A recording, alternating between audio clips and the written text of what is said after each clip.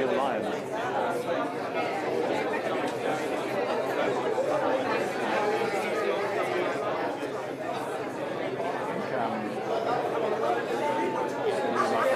Capitol Hotel, 3-day apartment hotel, 1 week. Explore the aerial villa, 1 week.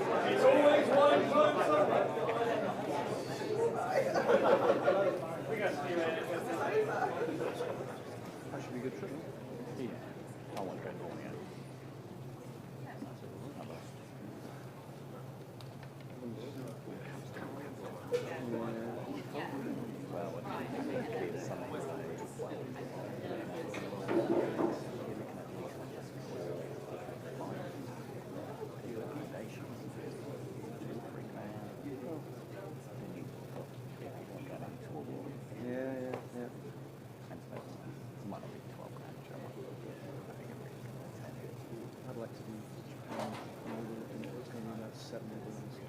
Charlotte, she's going a couple of weeks. If she goes, she's really good. Obviously, not an hour itinerary. She's going to spend it really. Get all the recommendations to them. Obviously, went to the Olympics. I want to go back.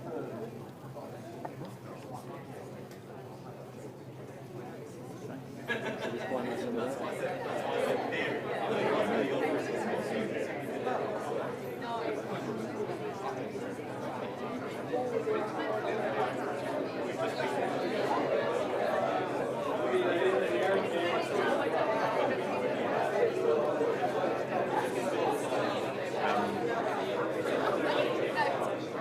yeah, I've been three times in the year.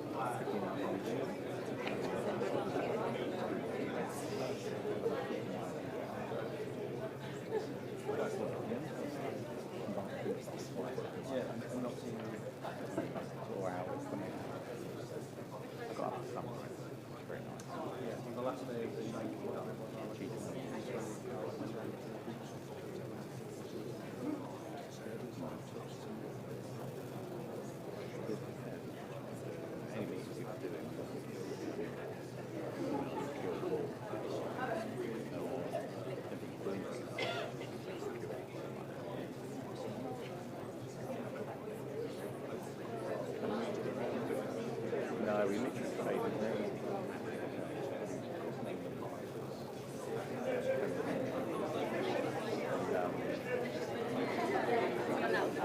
I'm just coming in now.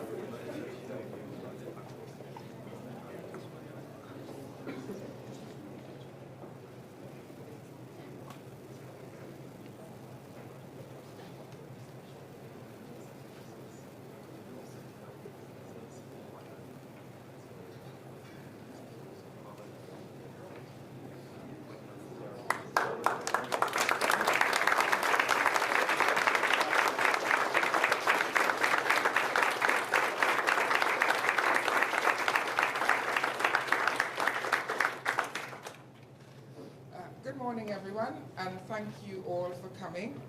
We are delighted to welcome our Prime Minister to the South West London Elective Orthopaedic Centre today. The Prime Minister has just been on a tour of the centre, and he is keen to speak to you all. So I'll hand right over.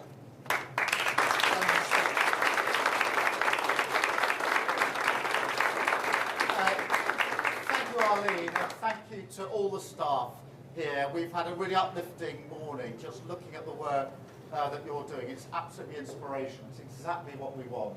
And I see some of the colleagues here behind me who I was talking to this morning. You should all be really so proud of what you're doing. We're really proud of it. So thank you very much. And a Happy New Year to you all. I hope you had a refreshing Christmas break.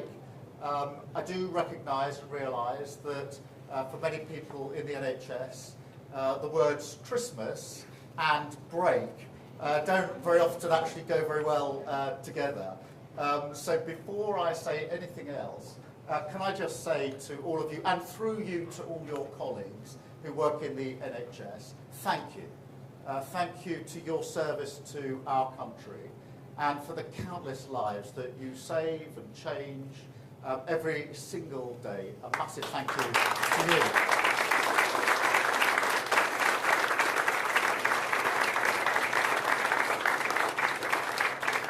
Now, this year, of course, is the 80th anniversary of VE and VJ Day. And on the 8th of May and the 15th of August, we will all come together to celebrate the greatest victory of this country and the greatest generation that achieved it. And that will be a wonderful moment. And we intend to do them proud.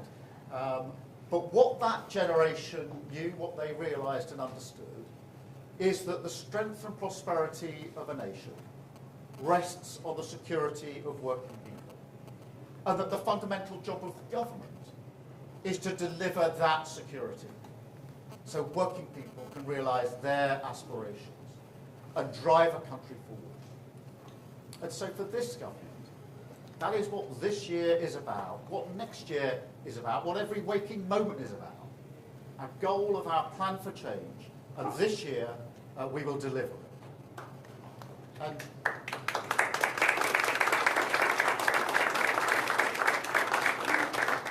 And let me tell you, there's no institution more important for the security of our country than the National Health Service, built by that generation 8 decades ago now. It's the embodiment of British values and humanity, fairness, equal respect. But look at it now, and I'm looking at the staff here, because the feeling of record dissatisfaction that we now see, millions of people waiting on waiting lists, their lives on hold, the potential, if you like, of the country blocked. So 2025 is about rebuilding Britain, and rebuilding our NHS is the cornerstone of that. And that's why I wanted to come here to make this speech this morning. We will, of course, protect the principles we all cherish and that you all work to every day. Care, free at the point of use, treatment according to need.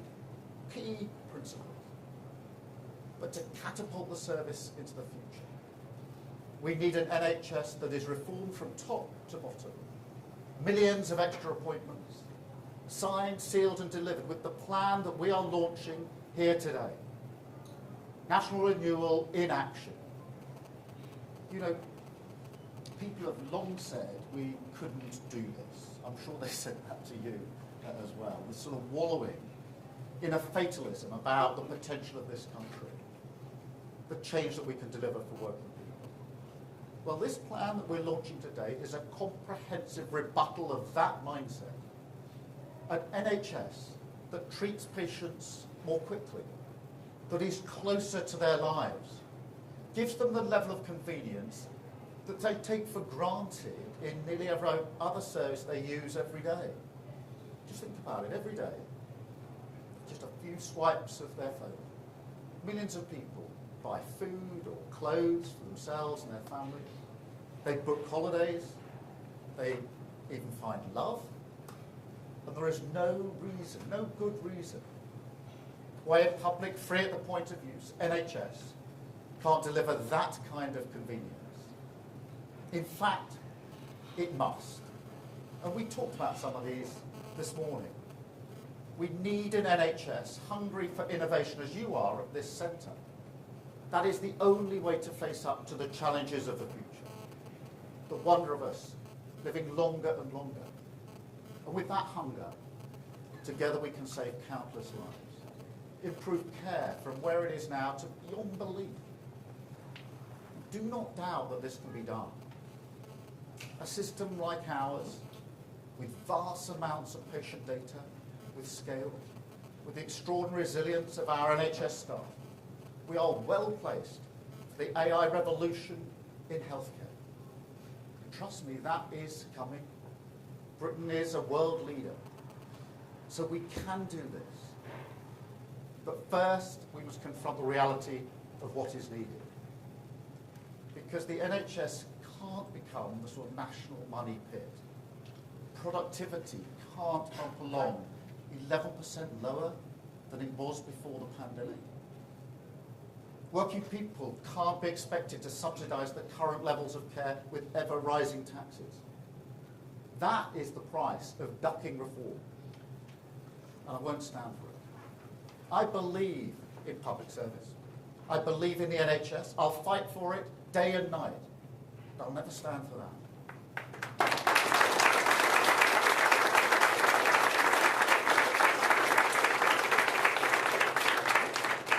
And look, as many of you will know, and as we talked about this morning, my wife, my sister, my mum, they all worked or work for the NHS. And as you know, nobody who works in the NHS does it for an easy life. You know that, and I know that. And you know, I've said many, many times before, I wouldn't be standing here in front of you today if it wasn't for the NHS. Because my mum had Still's disease. She was diagnosed when she was 11. And one of the things she was told is she would never be able to have children. Well, the NHS never gave up on her. And that's why I'm standing here before you today. So thank you to the NHS, as every family has a story like that to say thank you to the NHS for. And I know that every day in this centre, in every hospital, throughout the service, NHS staff give their all to save lives and look after the families of other people. And then just get up the next day and do it all over again, every single day. So when I think about what they've been through, what you've been through over the last 14 years, it makes me angry. I'm angry that you're working harder and harder, yet the system just isn't delivering the results that we need for patients or for staff. And that is the cut and dry argument for reform. And it's not just about money. At the budget last year, we invested over £25 billion in the National Health Service. That's a record amount, and rightly so.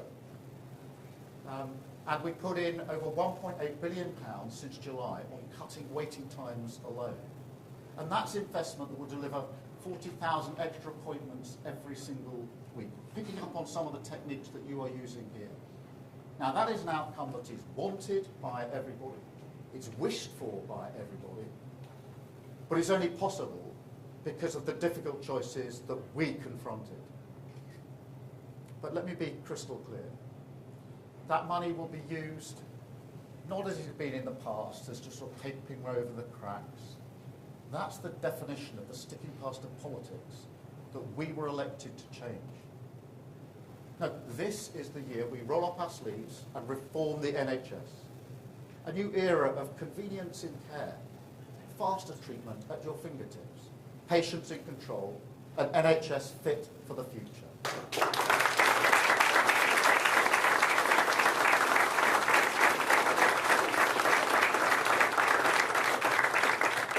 It's not just about giving patients greater flexibility over appointments, although that's really important, and you're doing that here, as I saw this morning, or leveraging the power of the NHS app. And we're going to do that. But there's a bigger principle here. It's about unlocking the huge untapped potential if we organise services around patient control. And you can see this really clearly in Martha's rule, which was really important. It's about a shift in the balance of power away from the sort of passive deference to doctors and towards patients being able to get that second opinion and play a greater role in deciding their care and their treatment. And the early results of Martha's rule are in lives of some of the sickest patients in our care transformed, extended and saved. And so it's a rule that's now being recognised as potentially groundbreaking in its innovation. So look, across the NHS, we will put patients in control of their care.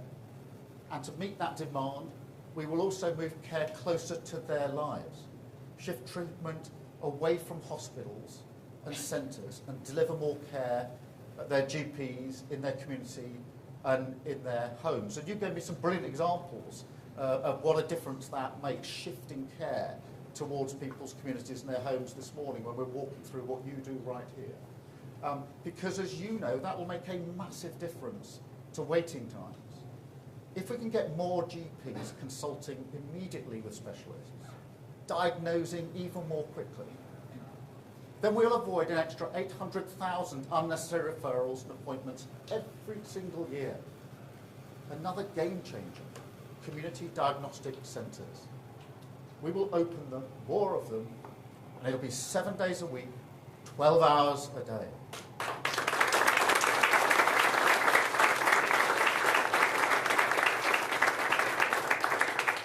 So if you need a scan or an X-ray, you get it done much more quickly and at your convenience. And that alone will deliver 440,000 extra tests and scans every year. We'll also let patients with long-term conditions monitor themselves at home, give them the technology to do that. And that will cut another 500,000 unnecessary appointments. We'll also reform funding incentives, focus our investment on what will actually cut waiting times. Far too much money is wasted on inefficient care.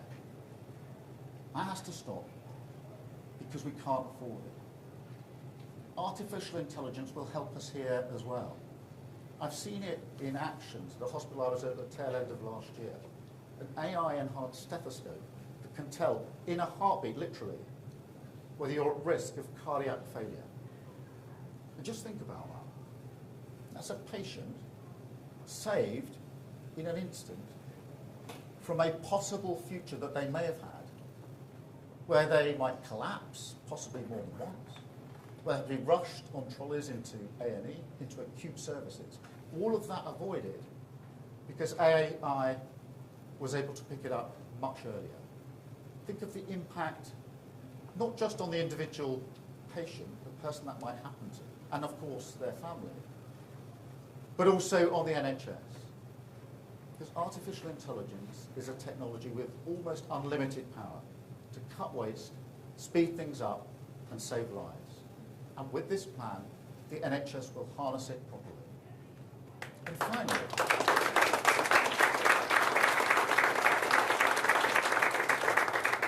finally, to cut waiting times as dramatically as possible, our approach must be totally unburdened by dogma. Working people will expect nothing less. So today, I welcome a new agreement that will expand the relationship between the NHS and the private healthcare sector, make the spaces, the facilities and resources of private hospitals more readily available to the NHS. That's more beds, more operations, more care, available to the NHS, treating patients free at the point of use, targeted at where we need them most. A partnership in the national interest, cutting waiting times, working for you, delivering our plan for change.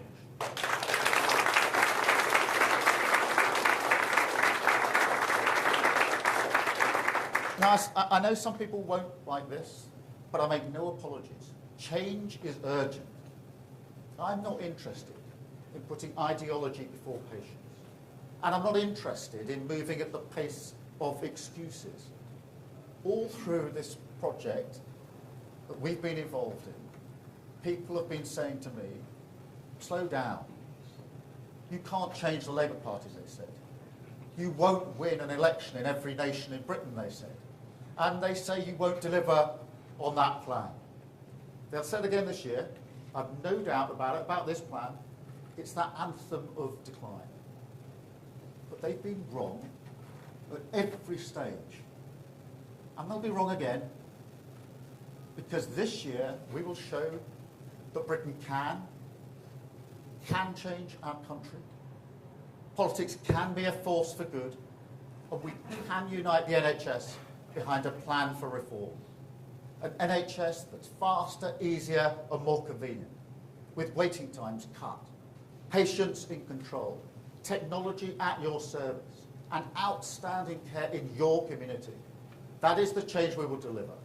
Another step along the road to a country and a people strong, secure, confident that the future will be better for their children. Thank you very much.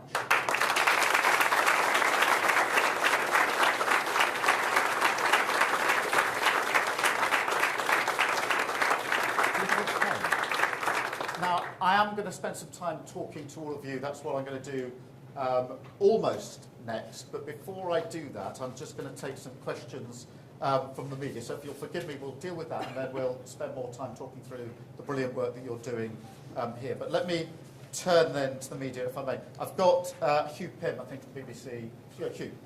Thank you very much, Prime Minister. In opposition, Labour said it would hit more than one NHS target over the course of a parliament. Now you are focusing on one planned treatment. Where does that leave A&E? Is it being downplayed? And a second part to my question, if I may, do you have any reaction, Prime Minister, to a post by Elon Musk this morning suggesting that America should liberate Britain from a tyrannical government? Let me deal with the health question, because it's really important. Look, we have got to get these waiting lists down, and we made a manifesto commitment to do so. And the important thing about the plan we've launched today is that it's the end of the 7.5 million on lists, on open pathways on the list, but it's also a plan that's been agreed by the NHS. So this is not talking about what we will do or what we can do. It's been talked through, agreed and signed off by the NHS. So this is an action plan for that. What I don't accept, that because we're doing that, then we can't do the other things we need to do on other standards.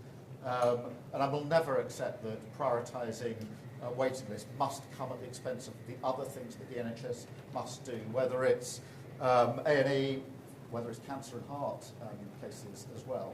So, you know, we can walk and chew gum here, and we're going to do that. The fact that we've got a plan in action today does not mean we're not going to do the other things. We will, of course, be publishing our 10-year plan for the NHS. In due course, but thank you very much in relation to that. I don't really have any comments on the particular comment that was made this morning by Musk. Thank you. Can I come to you, Beth, please? Thank you, Prime Minister. You just spoke, it's Beth Rigby, Sky News. You just spoke about private care going into the NHS. Some people watching might be worried about backdoor privatisation of the NHS. You talked about it being a partnership. Is this then a project that you will continue until you have cleared the backlog, or is this perhaps a permanent innovation? And on Elon Musk, I do need to ask you this. He called your safeguarding minister, Jess Phillips, an evil witch, a rape genocide apologist who should be put in jail.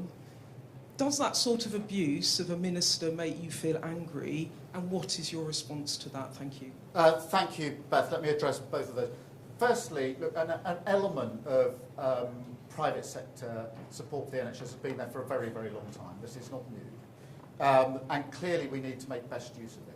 The agreement that we've signed today is to make sure we can do it better, so that it's not just the sort of cherry picking of cases, it's a more comprehensive use, which will allow us to get the waiting lists down.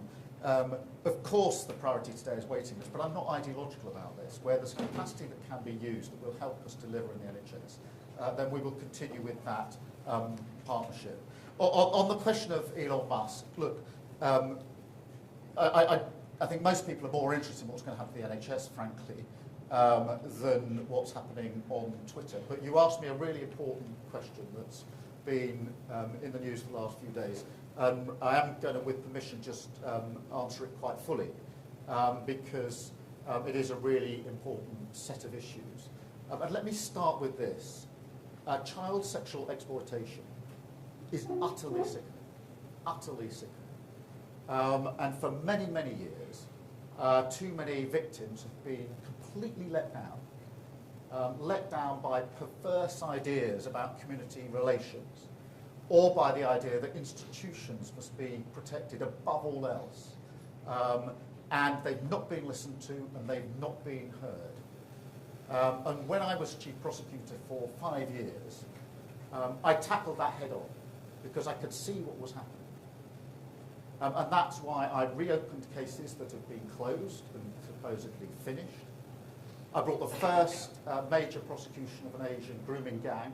In a particular case, it was in Rochdale, but it was the first of its kind. There were many that then followed that format. I changed the whole prosecution approach because I wanted to challenge, and did challenge, the myths and stereotypes that were stopping those victims being heard. So we changed the entire approach, not without criticism at the time, I might add. And when I left office, we had the highest number of child sexual abuse cases being prosecuted on record. Now, that record is not secret. As a public servant, it's there for all of you or everybody to see. I also called for mandatory reporting of child sexual abuse. I called for that a decade ago. The Tories did nothing about that for those 10 long years, including when the J report came out nearly 3 years ago now. Central plank, mandatory reporting, still hasn't been done. We're going to do it. But let's just to bring it in closer, and I will answer your Jess Phillips in particular. Because those that are spreading lies and misinformation as far and as wide as possible, they're not interested in victims. They're interested in themselves. Those who are cheerleading Tommy Robinson are interested in justice. They're supporting a man who went to prison for nearly collapsing a grooming case, a gang grooming case. These are people who are trying to get some kind of vicarious thrill from street violence that people like Tommy Robinson promote. And those attacking Jess Phillips, who I'm proud to call a colleague and a friend, not protecting victims. Jess Phillips has done 1,000 times more than they've even dreamt about when it comes to protecting victims of sexual abuse throughout her entire career. And so just as I took on the criminal justice system and the institutions when I was chief prosecutor, I'm prepared to call out this for what it is. We've seen this playbook many times, whipping up of intimidation and threats of violence, hoping that the media will amplify it. Now, Jess Phillips does not need me or anybody else to speak on her behalf. But when the poison of the far right leads to serious threats to Jess Phillips and others, then in my book, a line has been crossed. I enjoy the cut and thrust of politics, the robust debate that we must have, but that's got to be based on facts and truth, not on lies. Not on those who are so desperate for attention that they're prepared to debase themselves and their country. So this government will get on with the job of protecting victims, including child sexual abuse, mandatory reporting, accelerating the processes. But what I won't tolerate is this discussion and debate based on lies without calling it out. What I won't tolerate is politicians jumping on the bandwagon simply to get attention, when those politicians sat in government for 14 long years, tweeting, talking, but not doing anything about it. Now so desperate for attention that they're amplifying what the far right is saying. So that's what I say about Jess Phillips. Thank you. Robert, I've got next, from ITV. Prime Minister, I've been speaking to NHS leaders over the weekend, and they are worried they don't have the capacity, the people, to deliver on your ambitious targets to reduce waiting lists. Will this new agreement with the private sector provide enough capacity, or will they have to recruit more people, and in the short term will those people come from abroad? And forgive me for going back on Musk's attacks. You've described what he has been alleging as lies against Jess Phillips. This morning, he said you should be in prison. You're a lawyer. That sounds libelous. Will you take legal action against him? On the question of staffing and resources, of course, there's always a challenge on staffing and resources, and that's why it's important we've got the workplace plan coming on board for more resources and more staff while we put resource in at the budget. But let me be clear, the agreement with the private sector we signed this morning is not in some kind of substitution or an alternative to the mainstream work with the NHS, of course. But through reform and efficiencies, we can make a material difference. It is worth, if you have time, I mean this in the proper sense, to talk to some of the staff here, because they've talked me through this morning some of the innovations that they've gone through. They're cutting time the whole time. They're getting through many, many appointments here. The way they're processing the cases, this has all come from them. We asked them how these innovations come about, and they said it's our thinking about how we can improve the process. They're constantly doing that. So I don't sort of accept the basic argument that's put to me that you can only work at the pace we're working now, you'll never get more out of the staff and resources we've got. Actually, the staff here and in many, many other places across the country are very willing to look at ways of improving and changing the way they do things. And of course, technology comes on top of that. Look, in relation to, I mean, I've said quite a lot about the various lies and misinformation that are put out there. My record is, it's open. I mean, there was nothing secret about being Director of Public Prosecutions. Every single case I prosecuted went to court, was looked at by a judge. I had an independent inspectorate with access to every single file of every case any time he or she wanted, and I was overseen by the Attorney General, which for 3 of the 5 years was a Tory Attorney General. So that record, I mean, and so in a sense, rather than me trying to say any more about what I did when I was in office, you can access this material, you know where it is, you know what the facts are. But it is an important point that's more, this is, the reason I've emphasised this today is because it's more, this isn't about whether I defend myself and my record, frankly. That record is there, you can see it, you can make your own mind up. It is something about the nature of our politics. Because once we lose the anchor that truth matters, in the robust debate we must have, then we're on a very slippery slope.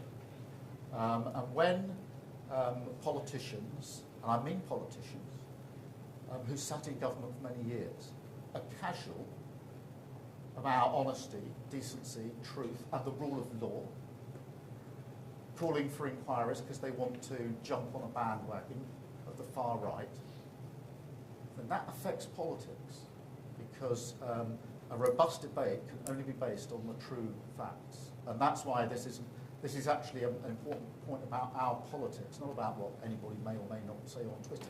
That actually isn't the main issue. The main issue is what are politicians here doing to stand up for the things that matter to our democracy and the way that we have robust debate. That's why I want to call this out, because I think it really matters. And it matters not just to me, not just to the Labour Party, but it ought to matter, and it used to matter, to all political parties. And it's a sign of where the Tory party have got to, that we're even having this debate. Thank you very much, Robert. Can I go to, I've got Chris Hope. Chris Hope, Tube News, and I must ask also about the grooming gang scandal.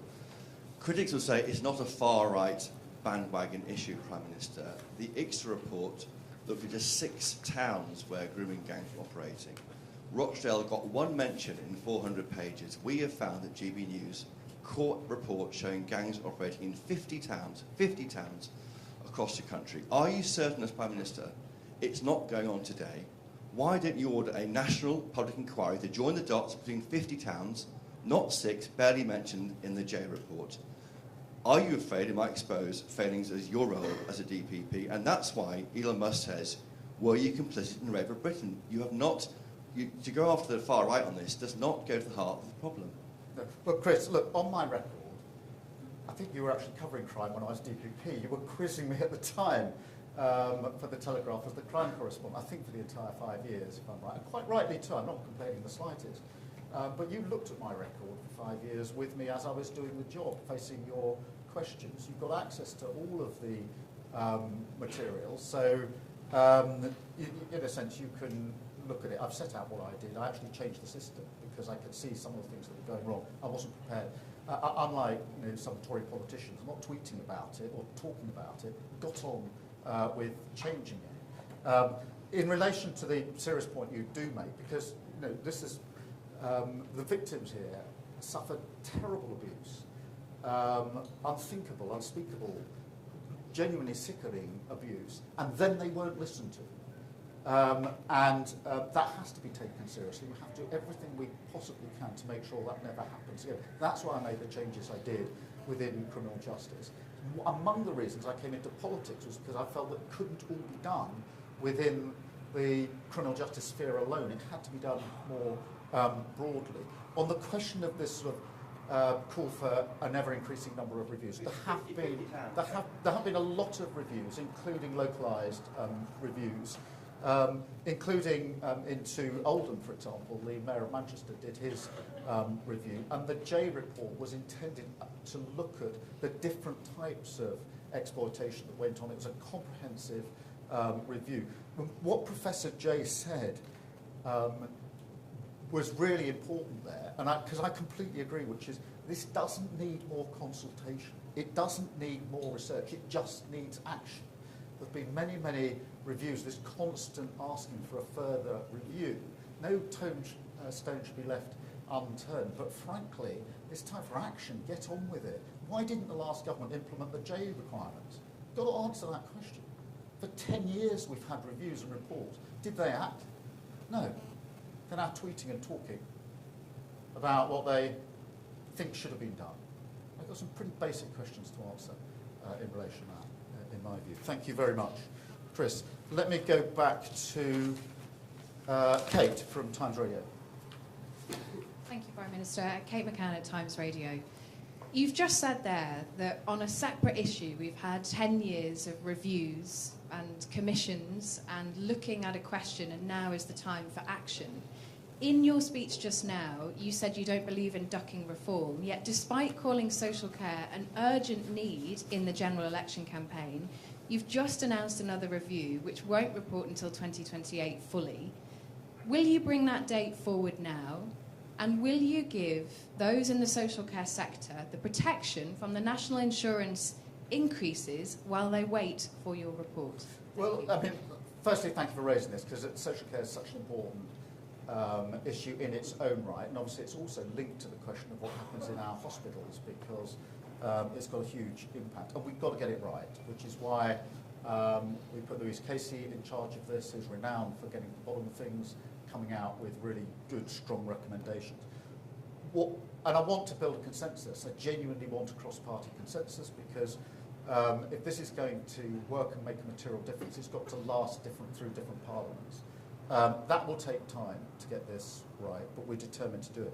But we've also announced it will be in stages, because what I don't want to do is precisely what you're challenging me on, which is to say, well, we'll have to wait until the final outcome of Louise's report, which is why it'll be in 2 stages, with the first stage next year, which is what can we do now to improve the system as it is now. Now, some of that we've already started with fair pay agreements, etc., for staff. That really matters, by the way, because more staff leave social care to come to the NHS than to go anywhere else. And the reason they do that is because of the poor paying conditions and because there's no progression. And then they want to come to the NHS so they can progress their career. So some of it we've started. There'll be the interim or the first stage of the report next year, which means we can get on with some of the change that we need, because you're right, it's urgent. But it is right that we do it properly and take time and build the consensus that we need. Thank you very much. Well, I mean, the report is obviously going to look at what we can do next year. Let's see what the first stage brings with it. I've got Laura from the Telegraph. Laura Donnelly from the Telegraph. Prime Minister, you talked about reforming the NHS from top to bottom, but a number of the policies that you've outlined, the surgical hubs, the community diagnostic centres, and the expansion of use of the private sector, are familiar because they were introduced under the last government. I wanted to ask, what will be radical and reforming about the plan? And also, can you enlarge on what the private sector is and what you think the chances of avoiding a winter crisis this time next year? Yeah, well, let me take that head on. I mean, the first and obvious difference is the staff are now on the front line, not the picket line. And therefore, they're in the operating theatres getting on with the job that they want to do. That was an impasse we had for far too long under the last government. When it comes to things like diagnostic centres, we want to go further and faster, so have more of them and have them operating, as I said out a moment ago, 7 days a week, 12 hours a day, making much more use of technology and AI. And the fact that within the first 6 months of a Labour government, you got a signed agreement with the NHS about the change we need, that's a material difference. That's what you get by working together with partners to deliver in the national interest. I'm not here saying to the NHS, you must do this, please respond. I'm here saying, look, we've worked on this for 6 months, now it's signed, it's agreed, it's signed off, we're going to do this. So that is a material change in the whole way that we've come about reform, etc. On the private sector, we can give you more details afterwards, but the broad issue is really to make sure that the capacity we're able to use for the private sector is more comprehensive, is in areas which aren't necessarily usually covered by these agreements, which sometimes can be the sort of easiest operations, if you like, put through the private sector. We want to broaden that to make better use of the capacity that is there. But we can provide you with more details of that, of the actual agreement afterwards. Thank you very much. And avoiding a winter crisis next year, what do you think the chances of that? Well, we're working at pace on this. We inherited a pretty broken NHS. I think if any of us, or if you across the country ask people, they would say we love the NHS. They've got brilliant staff, and they're absolutely right about that. But people know that it was broken by the last government, so we're working at pace to mend that. There will be pressures this year, of course there will. But the point of the 10-year plan, the point of reform, the point of taking some of the pressure off through waiting lists is to make sure we can manage that crisis through this winter and alleviate as we go forward. But we inherited, as with so many other areas, we inherited a real mess from the last government. Thank you. I've got Max from the Times. Thank you, Prime Minister. You say the sort of language Elon Musk uses matters to democracy here and has a serious negative impact on it. Musk is in a couple of weeks' time going to be a senior member of the US administration led by Donald Trump. So are you taking this as direct attack from his administration, and will you ask Trump to tone it down? I'm actually making a more general point. I'm not going to individualise this to Elon Musk or anybody else. I'm making more because actually I'm very concerned about where the Tory party is going on this in this country, because they are not. I think only a few months ago it would have been unthinkable for things to be said about Jess Phillips that was said recently, without all political parties and the leader of the opposition calling it out in terms. I genuinely believe that. I don't think it was that long ago that you would have all expected that reaction. You'd have all been challenging the leader of the opposition. Will you denounce this? This isn't fair, because it's put a member of Parliament, my member of Parliament, at risk. That's not good. That's why I say a line's been crossed. So this isn't about America or Musk. I'm talking about our politics. I'm talking about responsibility that our politicians have in calling this out for what it is and distancing themselves and condemning it. Because if you're not prepared to stand up as a Tory MP and denounce what's been said about Jess Phillips, who's now had threats made to her, then you need to seriously consider why you're in politics in the first place, in my view. I've got Jack from The Sun. Thank you, Prime Minister. Jack Elson from The Sun. You correctly identified that the J inquiry looked at the wider issue of child sexual abuse. But by refusing to hold a national inquiry that zeroes in on these rape gangs, can we take it that you are then satisfied that there are no more failings of wider state that need to come to light? Well, I don't think we should leave any stone unturned, but I think we know what the basic failings were. The reason I brought the first mass prosecution for an Asian grooming gang is precisely because I could see that these warped ideas about community relations were possibly having an impact. Because I could precisely see that the myths and stereotypes about the victims were preventing some of the most vulnerable in our society from the protection they needed. And that's why we took that. That action was taken over a decade ago. Yes, of course, you're right to challenge and say, well, couldn't there be something else? But the basic problem here is pretty well known. It was pretty obvious. That's why I did what I did in the Crown Prosecution Service, because I could see what the problem was.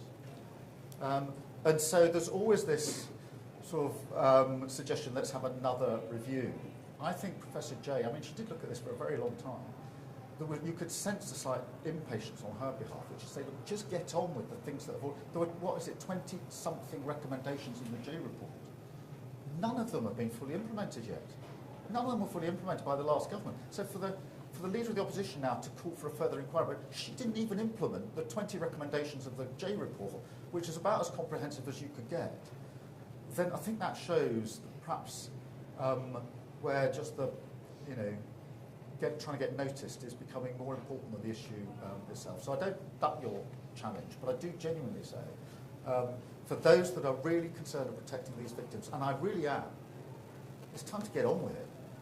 And implement all the recommendations so far, and you'll make a material difference to the lives of very, very many victims. And that's why I think Professor Jay said, let's just get on with what we've got. And I think there's no element of truth in that. I'm not closing my mind. If you or others put specific allegations or issues to us, then we will faithfully deal with them, absolutely rightly. I'm absolutely not prepared to have this, pushed under the carpet. But I'm slightly impatient with people who just say, do another review, when they haven't got on with implementing the very many reviews. There's 7 pretty big reviews. There's been lots of localised reviews, no end of reviews. It's time for people to take the action. That's why I did what I did as DPP. That's why I'm going to do what I need to do as Prime Minister. Thank you, Joe. I got Claire from the Daily Mail. Thank you, Sir Keir. You vowed to restore trust and integrity to politics. So do you think it's time that your anti-corruption minister comes clean about her use of homes linked to her aunt's regime? And do you have full confidence in her? Troops Sadiq has acted entirely properly by referring herself to the independent advisor, as she's now done. And that's why we brought into being the new code. It's to allow ministers to ask the advisor to establish the facts. And yes, I've got confidence in her, and that's the process that will now be happening. Thank you very much. I've got Sophie. So you said about NHS staff being on the front line, not the picket line, but some unions have indicated that they could go on strike again this year after your government recommended a 2.8% pay rise for health workers. Are you worried this could put your plans and targets at risk? And a second quick one, if I may. We've heard horror story after horror story of cosmetic surgeries going wrong, not only abroad, but also here at home. Are you concerned about this, and will you commit to looking at the Mirror's campaign demands to take action here in the UK? Look, on the question of pay, the first thing I would gently point out, particularly to the staff here, is we honoured the pay agreement last year, and quite rightly so, and I'm proud that we did that. So where we stand on proper pay for frontline NHS staff is clear from our record. Obviously, we'll have to go through the process for pay review. It's the usual process. But we will work with the unions, we'll work with the staff. The only reason we're able to hold up the agreement we've got today is because we worked with the NHS on this, on what we can achieve together. And it's that approach that we'll take. On the cosmetic, I think you're running a campaign on this, and it is a really important issue. And I know Wes Streeting, the Health Secretary, is looking at this because clearly we need to look at what more can be done in some of those cases. So thank you for highlighting that. Thank you all very much. And now I'll do as I promised and get to speak to all the rest of you. Thank you very much. Thank you.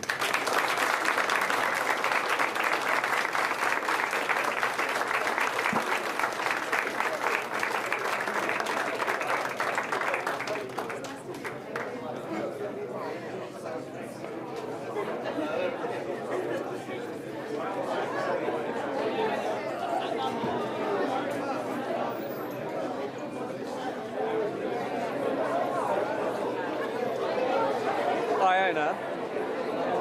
Sorry.